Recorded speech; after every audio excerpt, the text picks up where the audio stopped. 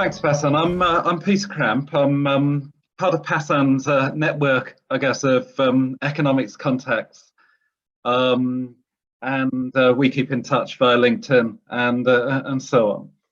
I'm head of economics at Nottingham High School, which is a school here in the Midlands in the UK. It's an independent co-educational school, and I'm also an author and publisher of educational resources. So my session this morning is called Partners and Learning, and what's inspired this really is that I find that very large numbers of students choose to keep in touch with me after they've left, and it's a great privilege that they choose to do that. So I probably get about 5 emails a week from former students who just want to update me on their progress with their education and their careers and so on. And yeah, I feel very lucky that happens. But I recently got thinking about why does that happen? Why do so many of my former students choose to keep in touch? And I think that's really because of the sense of shared purpose we had while they were in my classroom. But we very much were in partnership with a view to helping them to make progress with their education and to get the exam results they needed and so on. And yet, in a way, until recently, I'd never really sort of consciously thought very much about this. I'd never gone into my classroom thinking, I'm going to create a sense of common purpose here. It's just something that's happened naturally and by instinct. And so really, in putting this session together, I've sort of worked backwards and I've tried to think about, okay, what is it that I instinctively do in my classroom, which has created that sense of shared purpose between myself and my students. So I've tried to distill this into sort of 5 or so sections.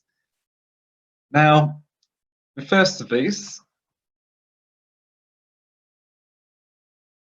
is just a willingness to go the extra mile on behalf of your students. Sort of thing I'm talking about with this is that we have a policy in my department that students can submit as much additional work as they wish to. So, for example, when it comes to practicing past paper questions for exams, we will mark in the department as much work as students would like to submit. We have good availability at lunch times as well. I'm sort of lucky that my office adjoins the sixth form centre in my school, where most of my students are based, and it means that it's very easy for them to come and knock on my office door and have a chat and say, sir, I've just been thinking about this particular aspect of the subject. I've got a question. Can I have a chat with you about it? So that availability goes a long way.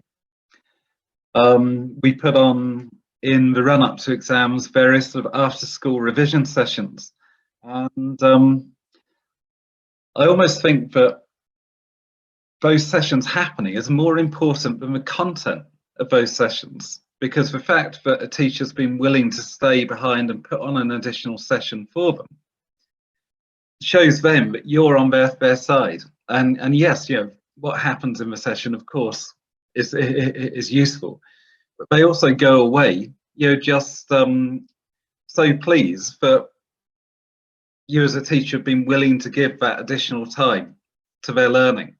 And then that means that they put so much more back into their own study of the subject as well, because they know that you're willing to do that for them. These days with email, I even am pretty contactable during the holidays as well. So I get a few emails from students during holidays, but I try to respond to sort of within a few days of receiving.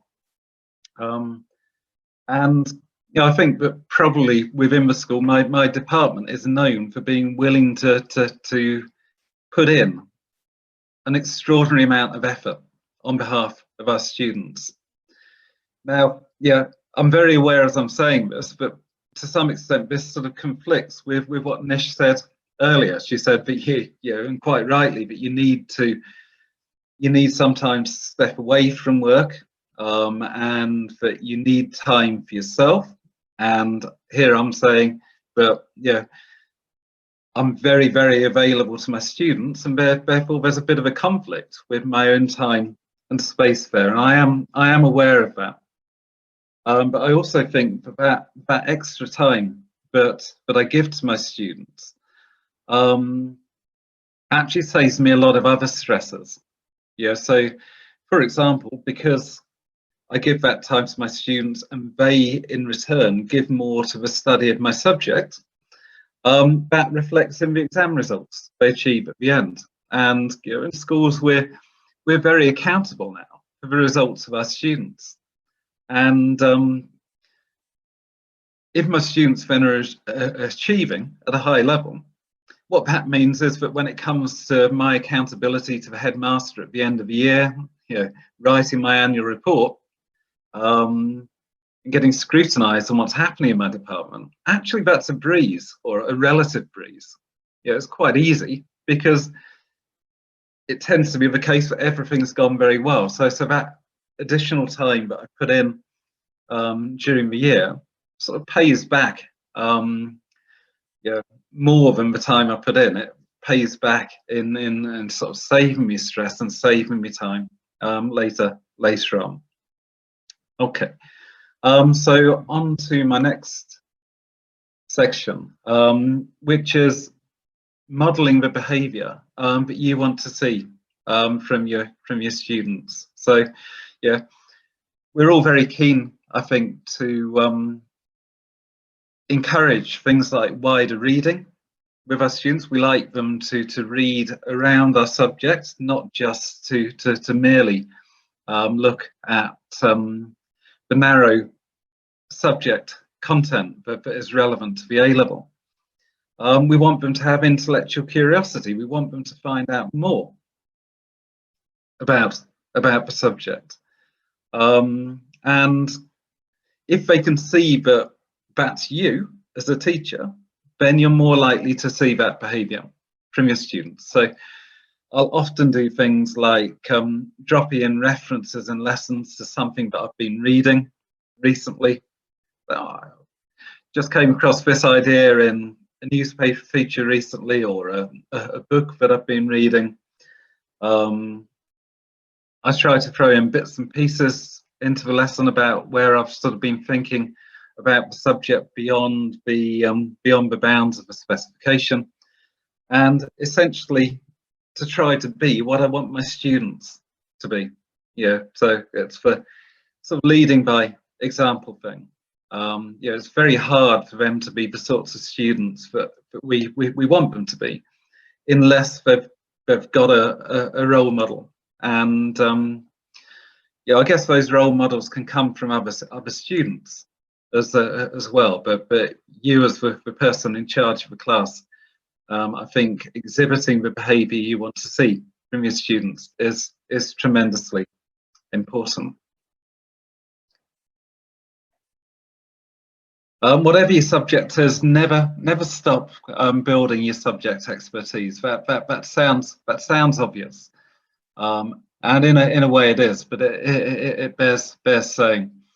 So part of the reason I think why there is this partnership approach in my classes is that students have absolute confidence in my subject knowledge, and in order to have that confidence, I need to carry on sort of building that subject knowledge over time.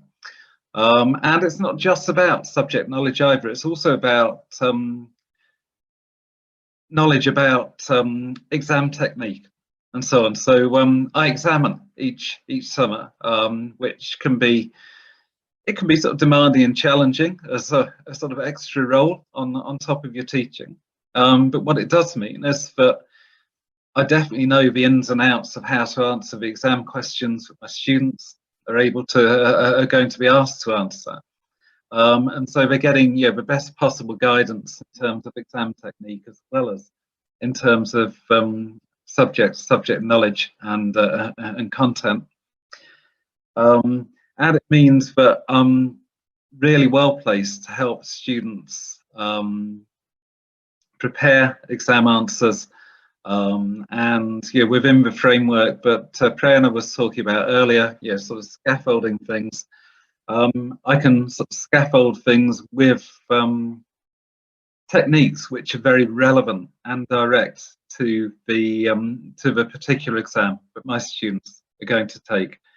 So I'm constantly looking to build my subject knowledge, but I'm also constantly looking to build my knowledge of the exams that my students are going to take at the end of the course. Okay, again, sort of fairly sort of common sense in a way, but what we all aspire to do, I think, is to make our subjects sort of leap out of a page, come to life. So whatever your subject is, you don't want it to be just a purely theoretical academic discipline. And one of my favourite techniques for bringing the subject to life is to take photographs as I go around my daily life. So if I can see anything in my daily life which I can apply, in my case, economic theory, to whatever your subject is, then I take a quick photograph of it. I often use them as lesson starters. So what you can see on the screen at the moment is in my local area. This is a mile down the road from me, and as an economist, I find it fascinating that you should have 3 pubs, one next door to the other. It's not immediately obvious why that should be the case, because they're going to be in direct competition with one another. And I'm not going to go into the ins and outs at the moment of why they're positioned next to one another. But that's a really good lesson starter. Just put it on the screen. The students love the fact that you've taken that photograph personally. They like sort of little getting the chance to see a little bit into your life. Obviously, only a little bit, but they really enjoy the fact that you've taken that photograph and you've seen that opportunity to apply your subject and to use it as a lesson starter. We have an extension from that, actually. We have a competition for students then to take photographs as they go about their lives and apply a little bit of economic theory to it. So we have a competition for the best application of economic theory to something which a student has come across in their daily lives, and that really helps in bringing the subject to life for them. Okay. So my final one is perhaps partly sort of a personality thing. So I love humour. I love one-liners and word plays, and I'm lucky that my job gives me a sort of a chance to indulge that. I guess on a sort of fairly regular basis.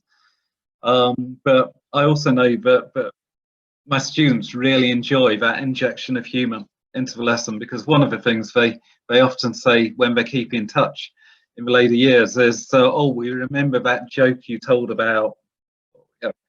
We really missed your jokes, because we don't often get that with other teachers or lecturers as we go through uni. And it's just something that they seem to remember about my lessons. So why have I got a photo of Peter Rabbit on the screen? I know why.